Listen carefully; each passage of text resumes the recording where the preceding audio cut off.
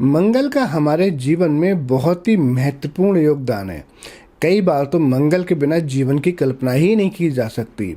मंगल आपकी बॉडी में ब्लड का कारक है।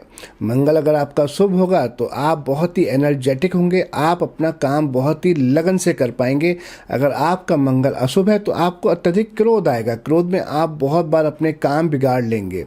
मंगल अगर आपका अशुभ है तो आपको शुगर दे सकता है, आपके ब्लड को दूषित कर सकता है, आप डायलिसिस पर आ सकते हैं। मंगल अगर आपका शुभ होगा तो आप जीवन में बहुत तरक्की करेंगे, आपके मसल्स बहुत अच्छे होंगे, आपकी बॉडी में जो एनर्जी है मंगल उसका कारक है। और मंगल बहुत सारी चीज़ें ऐसी हैं जिनके बिना मंगल अगर सही ना हो तो आपके जीवन में बहुत ज़्यादा दुखदाई हो जाता है।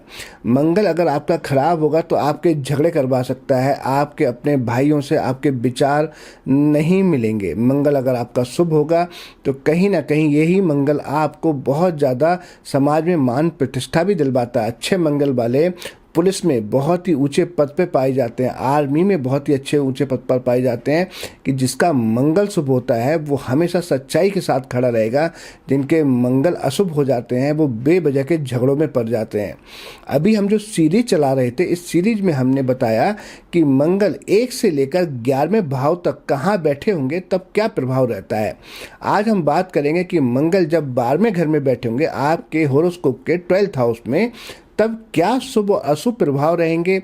और बहुत ही अच्छा आपको उपाय भी बताएंगे जिससे आपका मंगल 12वें भाव में कितना भी अशुभ क्यों ना हो रहा हो वो आपको शुभ फल प्रदान करेगा। आपके मंगल किसी भी घर में है तो आप अपने उस मंगल से संबंधित वीडियो देख सकते हैं, उनके लिंक हमने डिस्क्रिप्शन में दिए हुए हैं। सभी के 1 से लेकर 11वें घर के लिंक हमने दिए हुए हैं अपने डिस्क्रिप्शन में। आपका मंगल कौन से घर में है आप वो वीडियो जाकर देखें और उससे लाभ प्राप्त करें। आज हम बात करेंगे कि मंगल जब 12th हाउस में होंगे तो क्या प्रभाव देंगे। हम आपको रेमेडी तो बताएंगे ही बताएंगे, साथ ही में ये भी बताएंगे कि मंगल के साथ जब कोई दूसरा ग्रह युति करेगा, कंजक्शन करेगा, तब क्या प्रभाव होता है। तो ये वीडियो बहुत ही अच्छी जानकारी वर्धक होने वाली है। आप इस वीडियो को अंत तक देखें और लाभ कमाएं। और आपसे सबसे पहले आग्रह करेंगे कि अगर आप अपने चैनल पर नए हैं और आपने अपने ही चैनल को अब तक सब्सक्राइब नहीं किया तो चैनल को सब्सक्राइब करें, बेल आइकन के बटन को अवश्य दबाएं जिससे जब भी हम कोई नई अच्छी जानकारी की वीडियो अपलोड करें वो सबसे पहले आप तक पहुँचे और आप हमारी किसी भी जानकारी से वंचित ना रहें। अगर आपका कोई सवाल है, अगर आप कुछ पूछना चाहते हैं तो आप हमसे कमेंट कर कर भी पूछ सकते हैं। और अगर आपको ये वीडियो अच्छी लगे तो वीडियो को ज़्यादा से ज़्यादा शेयर करिएगा।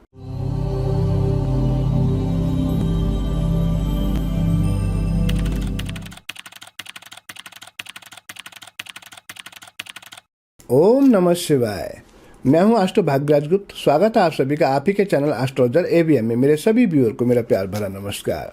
आज हम बात करेंगे कि मंगल जब 12वें घर में होते हैं तो क्या प्रभाव देते हैं जीवन पर, और मंगल से संबंधित आपको बहुत सटीक उपाय बताएंगे कि आपके मंगल किसी भी तरह के हों 12वें घर में वो बहुत ही शुभ प्रभाव देना शुरू कर देंगे, आप उनसे बहुत ही लाभ कमाएंगे।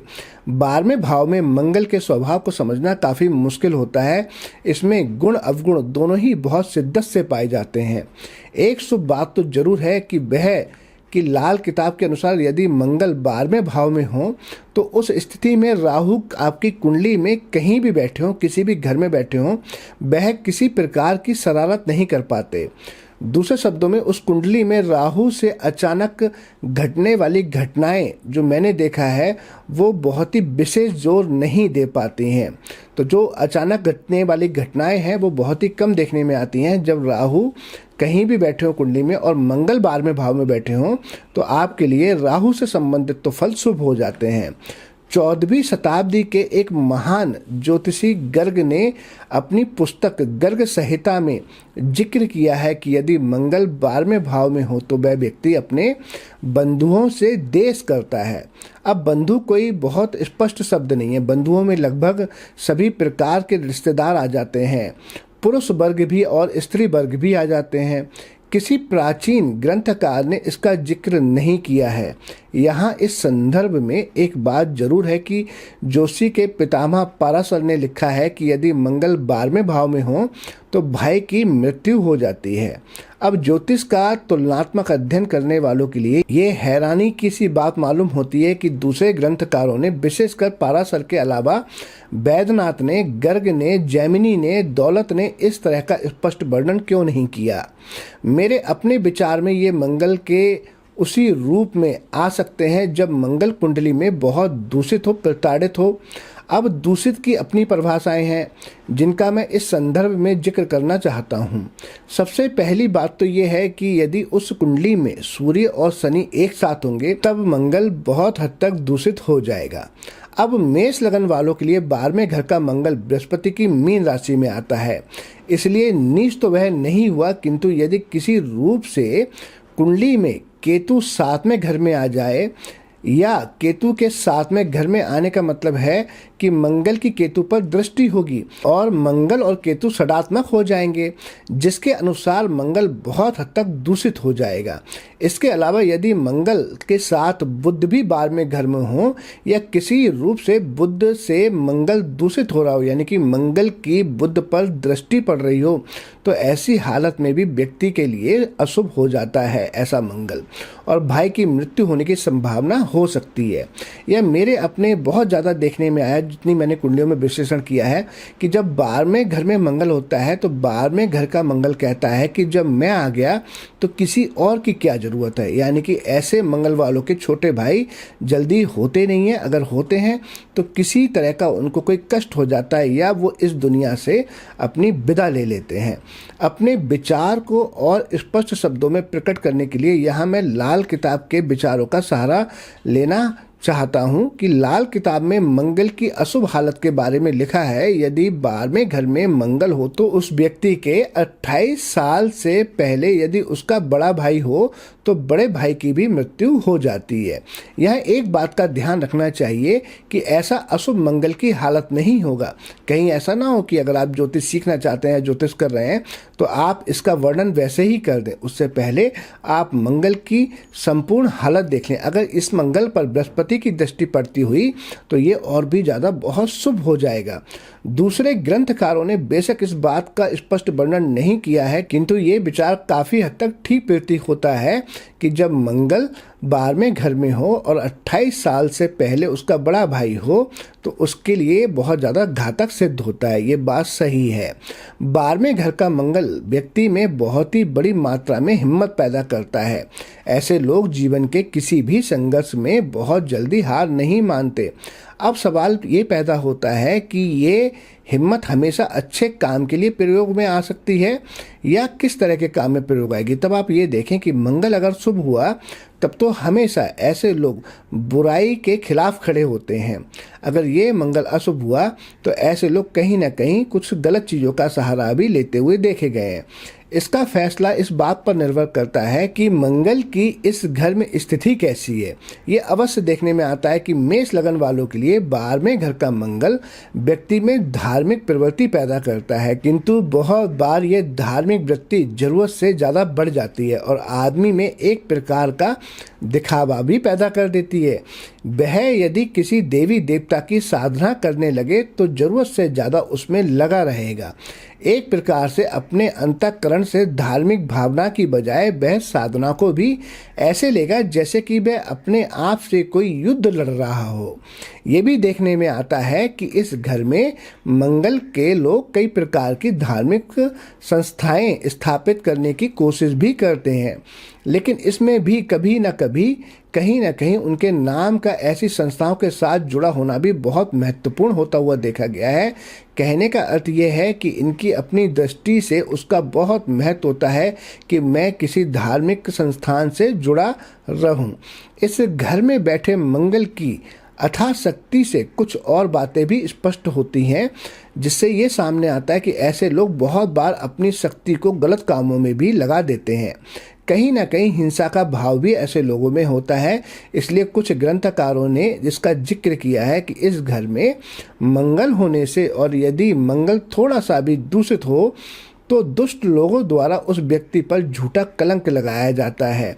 ये विचार विशेष तौर पर एक प्राचीन प्रसिद्ध ज्योतिषी जीवननाथ ने प्रकट किया है कि सिर्फ ये कह देना कि उस पर झूठा कलंक लगाया जाता है। वास्तव में बहुत हालातों में यदि मंगल की स्थिति बहुत अच्छी ना हो तो उस व्यक्ति से कोई ना कोई गलत कार्य, विशेषकर हिंसा का कार्य होने की संभावना भी बन जाती है, जिससे कई बार वह व्यक्ति जेल तक पहुंच जाता है। इसी विचार को एक और ज्योतिषी श्री गोलप ने प्रकट किया है कि उनका कहना है ऐसे व्यक्ति को दंड और कैद हो सकती है।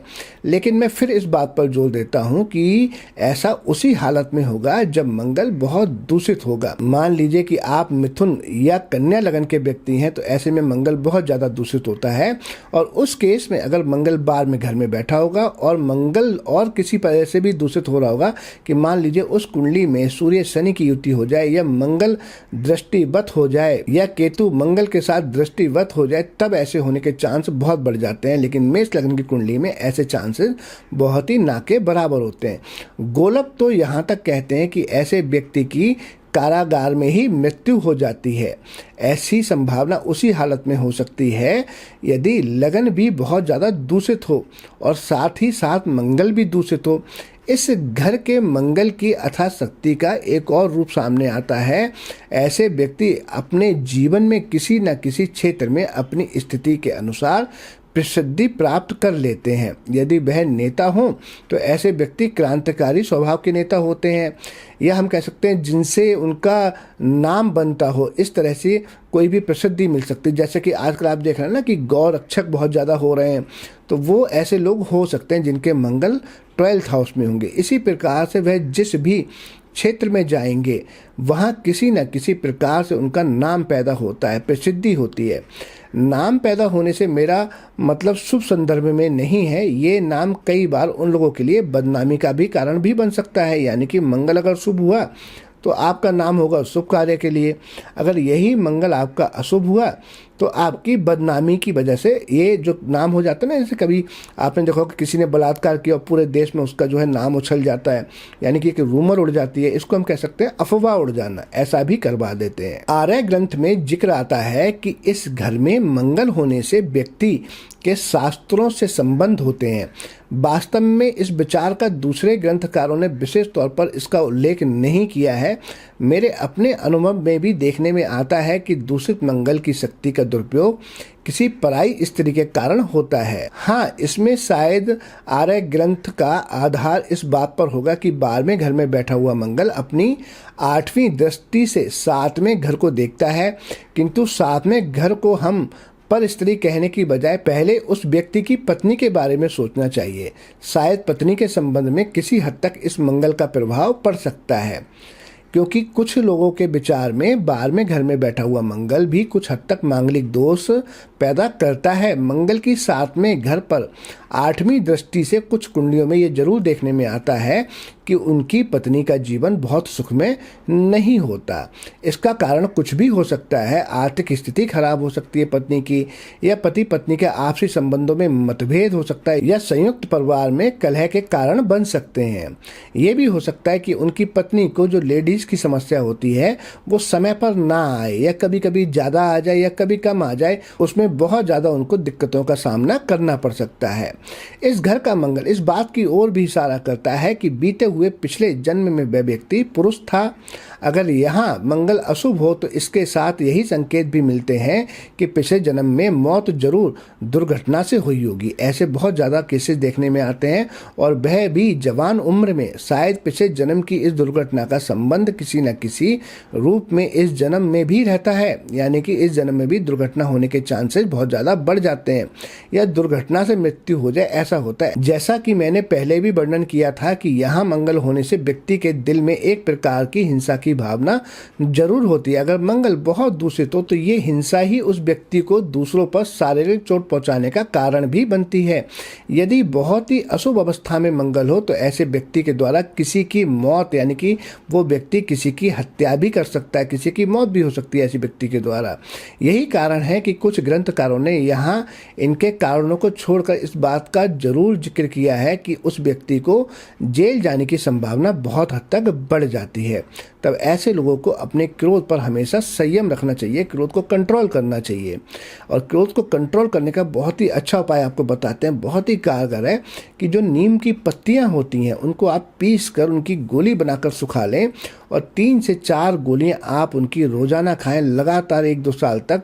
तब आपका जो ब्लड है बहुत ही स्वच्छ हो जाएगा, आपका मंगल नेक हो जाएगा, क्योंकि नीम के पेड़ को मंगल नेक माना गया। और शरीर में खून किसी भी प्रकार दूषित हो, नीम की पत्तियां ऐसे ब्लड को बिल्कुल प्यूरिफाई कर देती हैं, बहुत ही शुद्ध कर देती हैं। 12वें घर में यदि मंगल के साथ बृहस्पति हो तो मंगल का फल बहुत ही शुभ हो जाता है। हमने आपको बताया था, हम आपको ये भी बताएंगे कि मंगल के साथ अगर कोई दूसरा ग्रह बैठा है तब वो क्या प्रभाव आपके जीवन में देते हैं। इसके फलस्वरूप जब बृहस्पति मंगल के साथ बैठा होता है तो उस व्यक्ति का परिवार बहुत ही अच्छा बढ़ता है और वह व्यक्ति स्वयं भी जीवन में सुख और आराम पाता है। ज्योतिष में ऐसा भी कहा गया है कि ऐसा व्यक्ति अगर किसी दूसरे व्यक्ति को आशीर्वाद दे दे तो ऐसा आशीर्वाद उस व्यक्ति के बहुत सारे कलेशों को काट देता है। ऐसा आशीर्वाद किसी देव द्वारा दिया हुआ प्राप्त होता है। लेकिन यदि वह व्यक्ति किसी को बुरे वचन या बद्दुआ दे दे तो उसका अपना ही नुकसान होगा। तो हमेशा ये भी याद रखें, ये भी एक उपाय है, प्रिकॉशन है, कि जिसका मंगल 12वें घर में हो, अगर आपका है या आपके किसी मिलने वाले व्यक्ति का है, तो ये अच्छी बात उन तक भी पहुंचाइए कि आप कभी भी किसी को बद्दुआ ना दें, अदरवाइज आपका ही नुकसान हो जाएगा जब आप बुरे वचन बोलेंगे। आप ये भी याद रखें कि जब आपके ट्रांजिट में, आपके गोचर में मंगल 12th हाउस से गोचर कर रहे हों तब भी आपको किसी को ना ही बद्दुआ देनी चाहिए, ना ही बुरे वचन देना चाहिए। इसी तरह से हम अब जब बात आई है तो बता देते हैं आपको कि शुक्र जिसके 6ठे भाव में बैठे होते हैं उसको भी कभी किसी को बद्दुआ नहीं देना चाहिए। तो आप याद रखें, शुक्र 6ठे भाव में बैठे हों या मंगल 12वें भाव में, किसी को बुरे वचन बोलने से आपके खुद का ही नुकसान होगा।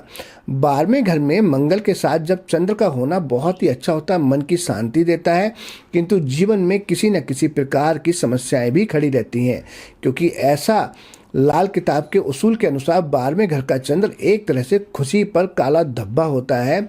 जीवन बेशक भरा पूरा हो मगर ऐसे व्यक्ति को संपूर्ण खुशी नहीं मिलती।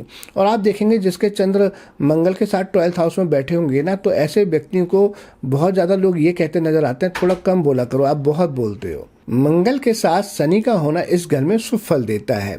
इसमें मंगल और शनि दोनों का अच्छा फल पूर्ण रूप से देखने में आता है। आम तौर पर यह शुभ फल उसी स्थिति में जागता है जब ऐसा व्यक्ति अपने खानदान के दूसरों लोगों के साथ मिलकर यज्ञ करे, तब ये शनि बहुत ही अच्छा प्रभाव देते हैं। अन्यथा क्या होगा कि ऐसे लोगों के जीवन में थोड़ा सा धन का अभाव हो जाता है, सेविंग नहीं कर पाते ये लोग, और कहीं ना कहीं वाणी भी थोड़ी सी रूड हो जाती है, यानी कि रूड वचन बोलते हैं। अगर वह अपने खानदान के लोगों के साथ में यज्ञ कर लेते हैं तो ये दोष हट जाता है, यानी वह व्यक्ति अपने खानदान के लोगों के साथ मिलकर यज्ञ करे तो उसका विशेष रूप से भाग्योदय होता है। और यहाँ ये भी देखने में आता है कि मंगल शनि का इस घर में होना पैसे की बरकत भी देगा यज्ञ करने के बाद में, किंतु यदि मंगल और केतु इस घर में हो तब पैसे की बरकत में बहुत हद तक कमी आ जाती है और उस व्यक्ति का धन बहुत हालातों में भावनात्मक आवेश में आकर खर्च हो जाता है, या उसकी जिद की वजह से पैसे का बहुत बड़ा नुकसान होने की संभावना बनी रहती है। बहुत साल पहले की बात है, मैं ऐसे व्यक्ति को जानता हूं जिसकी कुंडली में मंगल और केतु एक साथ थे। उसके पास एक ट्रक था जो उसके परिवार के निर्वाह का एकमात्र साधन था। एक दफ़ा वह किसी दूसरे शहर में कुछ अनजाने लोगों के साथ बैठकर जुआ खेलने लगा और जिद में हारते हारते वह अंत में वह ट्रक भी हार गया। उसके बाद उनके परिवार की हालत बहुत ज़्यादा खराब हो गई, उनको बहुत लंबे समय तक गरीबी जीवन व्यतीत करना पड़ा। उसके बाद जब हमने उनको सटीक उपाय बताए, उनको बताया कि आपको कौन से सटीक रेमेडी करनी चाहिए, तब जाके उनकी हालत फिर से ठीक होना शुरू हुई। इस भाव में मंगल के साथ सूर्य शुभ फल देते हैं। व्यक्ति की आमदनी बेशक ही कम हो फिर भी उसकी कमाई में बरकत होती रहती है। हाँ, ऐसा व्यक्ति थोड़ा गुस्से वाला जरूर हो जाता है। इस स्थान पर मंगल के साथ शुक्र की युति होने से जातक की अपनी पत्नी के स्वास्थ्य पर तो भले ही बुरा असर होता हो, लेकिन उसकी अपनी आर्थिक स्थिति में कोई भी कमजोरी नहीं दिखाई देती, उल्टा उसको ज़्यादा धन के लाभ होते नजर आते हैं और कहीं ना कहीं अपोजिट लिंग जो है इनसे ज़्यादा आकर्षित होता है। यहाँ 12वें घर में मंगल के साथ बुध होने से दोनों ग्रहों का फल अशुभ हो जाता है, जिसके कारण जातक के अपने भाइयों, बुआ, बहन, बेटी के बारे में किसी न किसी प्रकार की चिंता बनी रहती है। इस स्थान पर दोनों ग्रह के इकट्ठे होने से व्यक्ति धन ऐसी चीज़ों पर खर्च होने की संभावना बनी रहती है जिससे उसका कोई खुशी प्राप्त नहीं होती, यानी कि कहीं ना कहीं गलत चीज़ों में पैसे खर्च होते हैं। इस घर में मंगल के साथ राहु की युति होने से राहु जातक को पूरी तरह से बुरा फल नहीं दे सकता। मैंने आपको बताया कि जब मंगल 12th हाउस में बैठे होते हैं तब राहु कहीं भी हो वो बुरा प्रभाव नहीं दे पाते। राहु को हाथी का है और मंगल को महावत, तो यहाँ बैठे महावत राहु को यानी कि हाथी को पूरी तरह से कंट्रोल कर लेते हैं। उनको अपने जो मंगल है वो महावत बन के हाथी यानी कि राहु को अंकुश लगा देते हैं और अंकुश लगाने से सही सीधे रास्ते पर चलाते हैं। फिर हाथी मंगल के अधिकार में चलता है। तो आज हमने आपको संपूर्ण जानकारी दी कि मंगल जब 12वें घर में बैठे होते हैं तो क्या जीवन पर प्रभाव रहता है। हमने आपको सटीक रेमेडी भी बताया और ये भी बताया जब दूसरे ग्रह साथ में बैठते हैं तो क्या प्रभाव देते हैं। मुझे विश्वास है आपको ये जानकारी बहुत ही अच्छी लगी होगी। अगर आपको जानकारी अच्छी लगी है तो वीडियो को ज़्यादा से ज़्यादा शेयर करें और कमेंट कर अवश्य बताएं। इसी के साथ मैं अपनी वाणी को विराम दूंगा और बहुत जल्दी हम आपसे फिर मिलेंगे एक नई जानकारी के साथ। तब तक मुझे इजाज़त दीजिए। नमस्कार।